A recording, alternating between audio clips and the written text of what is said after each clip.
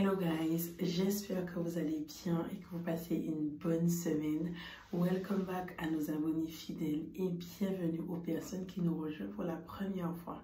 Avant de rentrer dans le vif du sujet, j'aimerais te demander comment tu te sens, comment est ta vie aujourd'hui. Est-ce que tu as l'impression que le temps défile à une vitesse qu'il te manque du temps pour accomplir ce que tu dois achever?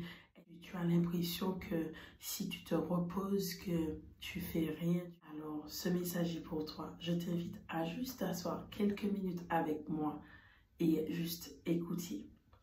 Donc, focalisons-nous sur ce verset. Matthieu 11 et verset 28. Venez à moi, vous toutes qui êtes fatigués, tous, pardon, qui êtes fatigués, et je vous donnerai du repos. On va juste se focaliser un instant sur ce verset. Pardon. J'aimerais te dire, si tu es fatigué et chargé, tu as tous les critères nécessaires pour le repos de Dieu. Entends-moi bien. Tu as tous les critères. Si tu es fatigué et chargé, tu as tous les critères qu'il te faut pour entrer dans le repos de Dieu. Et en fait, j'aimerais juste te ramener un instant à juste refléter un petit peu sur ce verset et on va juste voir qu'est-ce que réellement ce verset veut nous dire. On va par exemple mettre une illustration sur ce verset. Admettons, aujourd'hui on a des médecins. Si on a des médecins, forcément, c'est parce qu'il y a des malades. C'est pareil pour le Seigneur. Si tu es fatigué et chargé, il y a un Dieu qui peut te décharger, qui peut te restaurer, qui peut recharger tes batteries pour que tu puisses continuer à faire ce dont soit il t'appelle à faire ou ce projet ou peu importe ce que tu es en train de faire. Il est capable de te restaurer, il est capable de faire toutes choses. C'est son devoir pour pouvoir te donner le repos.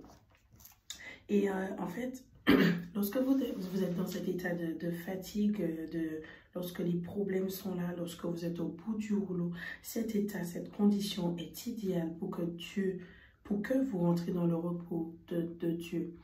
Et parfois, on a l'impression de se dire, ah oui, mais il faut absolument que je termine ce projet, il faut absolument que je fasse cette chose. Et même lorsqu'on sert le Seigneur aussi, on a l'impression qu'on n'arrive pas à dire non, on a l'impression qu'on n'arrive pas à se décharger, mais parfois, pour que tu puisses pas être rentrer dans la dépression, pour que tu puisses pas être dans ce genre de cycle, en fait, qui ne termine jamais, au final, vu que tu ne vas pas prendre du repos, tu ne vas pas prendre du temps à part, tu vas être tellement dégoûté, tu ne vas plus vouloir faire ce que tu as l'habitude de faire. Tu vas vouloir aussi, à un moment donné, être tellement dégoûté de ce que tu fais. Tu ne le feras même plus avec le cœur, mais tu le feras par obligation parce que tu vas être chargé, tu auras l'impression de te porter un fardeau et c'est pas ce que tu nous demandes de faire. Donc moi, je vous invite réellement à rester jusqu'à la fin parce que je suis convaincue que ce message est pour quelqu'un qui passe par des difficultés, quelqu'un qui a l'impression d'être en survie, qui suffoque au point où à peine faire ça et puis il faut continuer. Reste jusqu'à la fin parce que je suis convaincue que ce message est pour toi. Et en fait, ce verset, il est clair. Votre repos nécessite une seule chose, c'est de venir à lui comme vous êtes. C'est ça. Le verset, c'est clair, net et précis. Et j'aimerais aussi te faire comprendre que c'est aussi une promesse de Dieu pour te donner du repos. S'il te dit de venir, c'est qu'il te promet en retour de te donner du repos, de te permettre d'avoir un temps à part avec lui, de restaurer ton corps physique, de restaurer ta vie spirituelle. C'est ça. Mais parfois, certaines personnes n'ont pas cette volonté pour pouvoir venir à Dieu, pour dire Seigneur, me voici. Et pour que Dieu puisse vous donner le repos. Oui, il est omnipotent, il est omniprésent, il voit tout. Mais si nous, on n'adresse pas notre fatigue, on n'adresse pas qu'on est chargé, comment voulez-vous que Dieu nous donne le repos en fait? Comment voulez-vous que Dieu puisse se manifester? Comment voulez-vous que lui reprenne les rênes de votre vie, qu'il s'assoie dans votre situation? C'est comme quand il était dans la barque. pourquoi on n'arrive pas à adresser en fait nos problèmes, notre fatigue à Dieu, parce qu'on se dit, mais oui, Dieu m'a donné à faire quelque chose, ah oui, mais si je m'arrête, qu'est-ce qui va se passer? Parfois, il faut prendre du recul, il faut prendre un temps de réflexion et de se dire, mais en fait là, je suis en train de me fatiguer, je suis en train de rentrer dans un cycle qu'il ne faut pas. Et c'est là. Et ça, c'est des signes aussi comme ça que lorsqu'on commence à se dire, là, je suis fatiguée, là, je suis chargée, là, c'est trop pour moi. Ça, ce sont des signes aussi pour se poser la question, Seigneur, est-ce que c'est le moment que je puisse rentrer dans ton repos? Et vous savez, on a tellement l'habitude vous savez, cette société, on a tellement l'habitude de courir, tellement l'habitude de, ah oui, il faut que je fasse tout de suite, ah oui, il faut, alors qu'à un moment donné, il faut savoir, juste ça, il faut savoir se dire, là, il faut que je m'arrête. Juste parce qu'on a l'habitude, on est comme ça, on est en train de courir, et parfois, juste de se dire, et juste le fait que vous allez prendre cette pause avec Dieu. Parce que oui, il y a le repos où on part en vacances. Il y a le repos où on va faire des choses pour se détendre. Ce sont des choses éphémères. Ce sont des choses qui durent juste un instant. Mais lorsqu'on rentre dans le repos de Dieu, on entend sa voix. Il nous réconforte. Il nous recharge. On redonne un nouveau souffle, il nous redonne de la force pour qu'on puisse continuer notre course. Et c'est ça, parce qu'en fait aujourd'hui, la société nous montre en fait qu'on a tellement de recours, tellement de choses qu'on peut utiliser, les moyens en fait que cette société nous met en place pour qu'on puisse rentrer dans le repos. Oui, c'est le repos physique, mais ce que Dieu nous demande réellement, c'est de rentrer dans son repos, dans le fait de passer du temps avec lui, de faire un cœur à cœur avec lui et d'être aussi authentique. C'est ça qu'il nous demande de faire. Et j'aimerais t'encourager à juste ralentir un petit peu. Genre là où tu es maintenant, juste quelques secondes. Tu inspires et tu expires.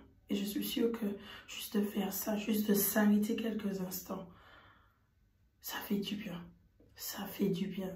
Et j'aimerais te dire aujourd'hui que c'est OK de te reposer. C'est OK de t'arrêter un instant. C'est OK de faire une grasse matinée. C'est OK. Vous n'êtes pas dans la paresse. Vous n'êtes pas des robots. Vous en avez besoin. Juste dire, là, stop. Seigneur, rentre. Prends ma fatigue. Prends tous ces fardeaux que j'ai sur mon dos. Et donne-moi ton repos. Permets-moi juste de rester dans ta présence, juste de t'entendre, juste de passer du temps avec toi. Et souvent, c'est vrai que notre vie est tellement, on a une vie qui est tellement, on est, comme on dit en anglais, busy, tellement occupé à faire ci, à faire ça et tout, qu'on a même l'impression que parfois 24 heures n'est pas suffisant dans une journée. Mais parfois, nous devons juste nous arrêter quelques instants, nous arrêter.